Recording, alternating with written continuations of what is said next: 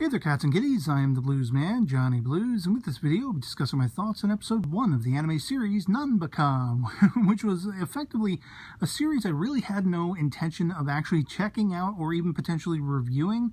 And this is strictly a first impressions video, so no promises on episodic coverage.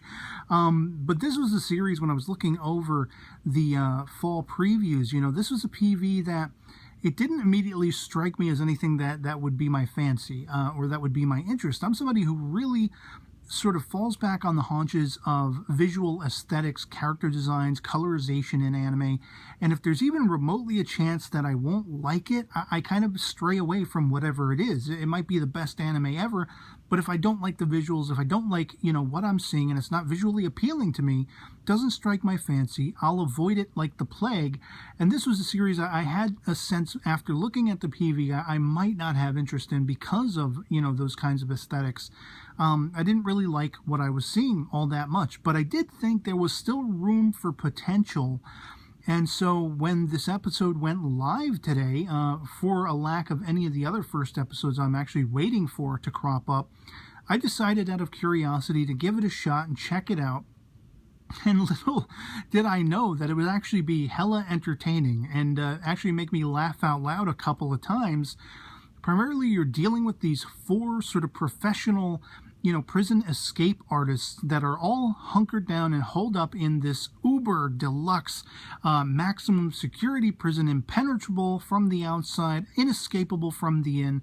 And, you know, basically the first half of the episode is dedicated to them besting all of these different security measures, which go from just sort of numerical security codes in you know, a punch-up pad on a door, to crazy insanity like a giant sort of bowling ball looking thing coming down a corridor at them, a la Raiders of the Lost Ark, the Indiana Jones movie, and a pit with alligators where like these volleyballs are getting tossed at them to try to knock them off this thin walkway and fall down into it. There's a trash chute where if they let themselves fall all the way to the bottom, there's like an electrical fencing and all this kind of crazy stuff. There's an internal maze, and there's lasers and you know, protective barriers. It is just absolutely numbnuts crazy. You know, but it's like, it's hilarious because all 4 of these cats, because they are professional escape artists, they're going through this stuff like it's a breeze. Like, oh, they keep referencing, oh, this was like that prison, and that's like this prison, and yada, yada, yada. They end up getting out. They end up succeeding just before running into sort of the chief guard, this guy Hajime, who has a little sort of cross-shaped scar under his one eye. And this guy is tough as nails. This guy's brass tacks. He's like not somebody to be messed with. He completely beats their asses down and recaptures them. And then only after the first half of the episode, all of this crazy stuff going on, do we actually then get the OP. And so I was like, okay, and then now we got the OP playing at halfway through the episode. And as I say, the characters are wacky.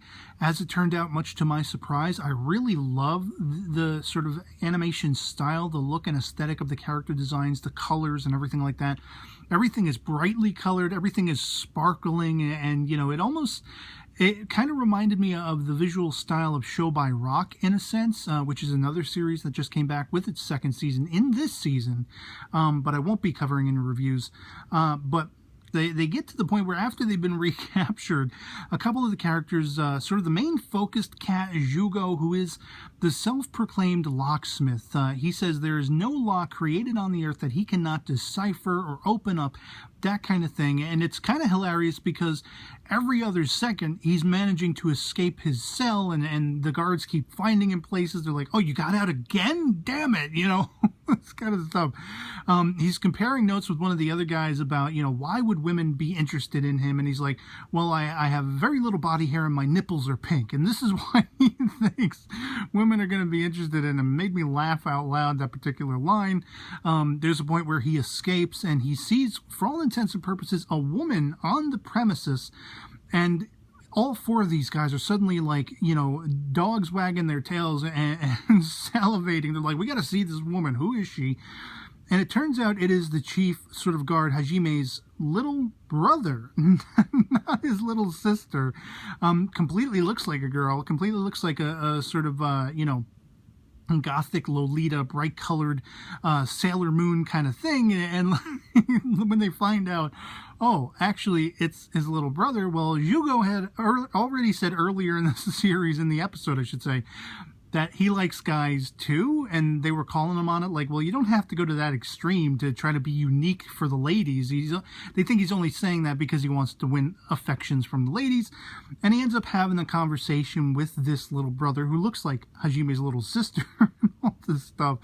And it's interesting because this coincides with the actual warden, who seems to be a woman, returning from somewhere via helicopter, and she's giving Hajime, the chief guard, the 3rd degree. Has anything happened in my absence? You know, what about those guys on block 13 or whatever, which are our main characters? Was anything going on with them? And he's like, no, there's nothing to worry about, nothing to report. And she says something that coincides with some of what the Jugo guy's talking about with Hajime's little brother, to the effect of a guard, or perhaps an inmate, that was one of their greatest embarrassments, and that this, you know, whoever this person is allegedly or potentially the parent, whether father or mother, of the Jugo character.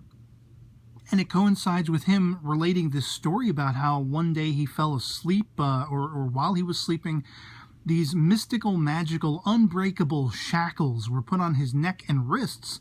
And so far, these are the only sort of locks he can't manage to best or remove from himself. Not even the world experts all over the world, because they've all been in, you know, prisons all over the planet. Not even the best experts know exactly what the stuff is made out of, how to remove it, and all this kind of stuff. And it looks like something alien in origin. So I mean, just this whole first episode, it was hilarious, it was strange, it was weird, balls to the wall action and numbnuts craziness and hilarity. And again, no promises for episodic coverage, because quite frankly, I don't know how they can make a 13, let alone a 5-episode series out of this premise exactly.